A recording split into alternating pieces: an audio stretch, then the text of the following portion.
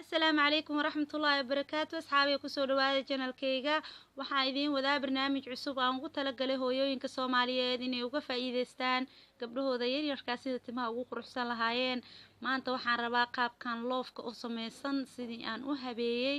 in aan idin la wadaago asxaabey hooyo hadaa tahay waxa loo baahan yahay gabadhaada inaad tinta u qurxin kartid marba nooc ugu sameyn kartid oo si qurux badan maasha Allah ugu dabi kartid la rabaa asxaabey waxaan idin la wadaagaa qaabkii loofka sidaan u sameeyay ila daawada asxaabey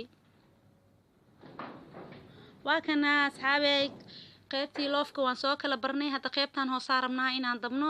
loofkii qaybtiisana koraan isugu xiray kadib markaan kan soo dhameeyo ama waxaan rabaa inaan dabo hadda laastigan ku xirxiraa kadib waa galaama qaybtan saddex nooc baa loo sameeyaa hadii aad rabto saana u sameysan kartaa laastig iyo taako wixii aad markaas haysatada ku xirxirane kadib sidaana u galaamee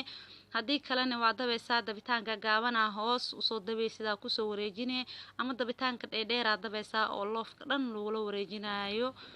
asxaabey waxaan rabaa in gabdhaha quruxsataan halaga faa'iideysto waa soo wareejineynaa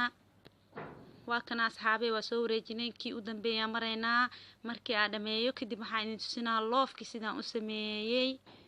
waa kana asxaabey loofkii maasha Allah saano ku soo baxay saana hadirtaan u dabooya maasha Allah kadib sidoo ku soo baxay idin tusinaa asxaabey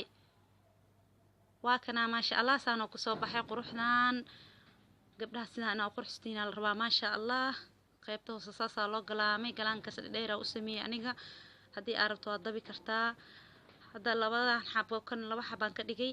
sinaan rabaa inaan isugu xiro hadii aad rabtani waa sii deyn kartaa wax mushkila ma lahan maasha Allah asxaabi hadii aad ka hesheen like ii saaro wixii raayi commentiga igu dhaafa subscribe ka ha iloobin si ay ku dhaafin fiidiyoyaasha aan soo gali doono insha Allah daawasho wacan asxaabi laga faa'iideysto